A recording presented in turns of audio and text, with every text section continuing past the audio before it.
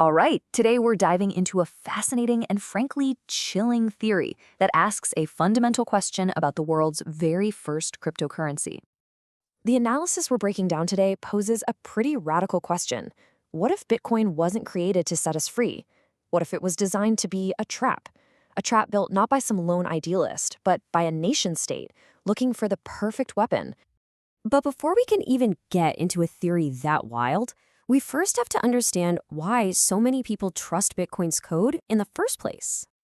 So Bitcoin security isn't magic. It's really built on two core pillars of cryptography: hashing, which makes sure nobody can mess with the transaction history, and digital signatures, which prove that you actually own your coins. When you sign Bitcoin, the process is actually pretty simple. You create the transaction, and then you sign it with your private key. That's the secret password that only you should ever have. The network then uses your public key to check that signature and verify it was really you, all without ever seeing your secret key. It's pretty brilliant. And the whole thing hangs on this: a mathematical shield called the elliptic curve discrete logarithm problem. Now, that's a mouthful, but it's just a very complex way of saying it's practically impossible to figure out your secret key just by knowing your public one. If anyone could ever solve this problem, they could unlock and steal every single Bitcoin in existence. So, with that unbreakable code as our foundation, the analysis takes a sharp turn away from cryptography and into the world of geopolitical paranoia. And this is the core of the theory. The source speculates that the mysterious Satoshi Nakamoto wasn't some lone genius in a basement, but a state-sponsored team, maybe from a rival power, with a very hidden and very patient agenda.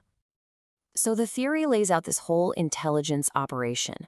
The creator isn't an idealist, it's a state-funded warfare unit. Their secret weapon isn't a bomb, it's a breakthrough in solving that unbreakable math problem. The motive is pure geopolitics: cripple the US dollar. And the plan? It's just simple patience. Let your enemy adopt your weapon, build their hopes on it, and then you flip the switch. But the theory gets even darker. It suggests the goal was never really about stealing money. This is where it gets really chilling, suggesting a motive straight out of the Cold War. The goal was never to steal the money for themselves. The goal was pure systemic destruction, to sit back and watch the entire Western financial system just burn. This quote from the source material really gets to the heart of that chilling motive. If you start to see Bitcoin not as an investment, but as a sleeper agent designed to create chaos, the whole picture changes completely. But what if the attack is even more sophisticated? What if there isn't some secret flaw to find? What if the weapon has been hiding in plain sight this whole time? This is probably the most mind-bending twist in the whole theory. There is no secret math solution. There's no backdoor. The code is perfect.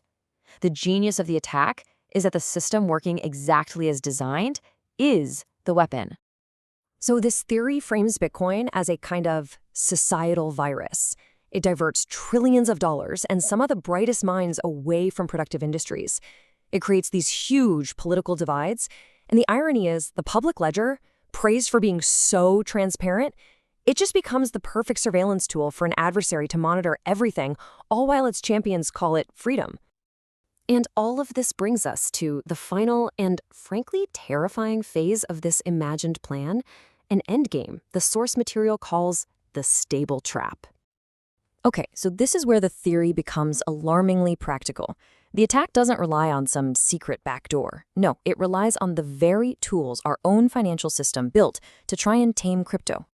The weak point isn't Bitcoin itself. It's the stablecoins. You know, the digital dollars that are the plumbing of the crypto market. To be seen as safe, these coins are backed by the safest asset in the world, US government debt. And by doing that, we've accidentally changed the two systems together. And here's how the dominoes would fall. Step 1, an adversary puts stress on the US debt market. Step 2, they trigger a panic in stablecoins, maybe just by moving Satoshi's mythical wallet.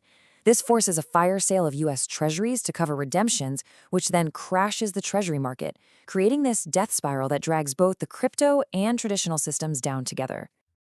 The source calls this financial aikido. You use your opponent's own defensive moves against them.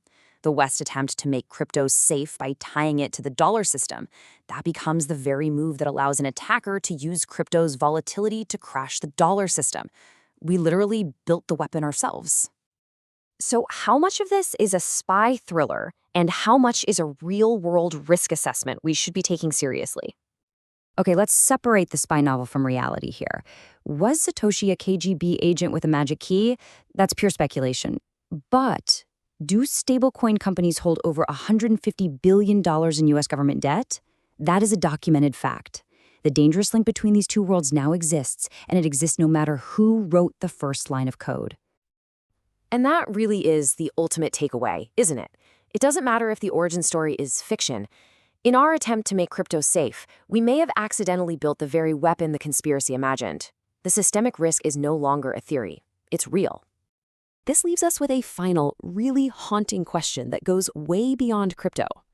As we build these ever more complex systems, from AI to global finance, how do we make sure they fail gracefully instead of catastrophically? Because the real challenge isn't just stopping attacks. It's designing a world that can actually withstand the inevitable cracks in the code.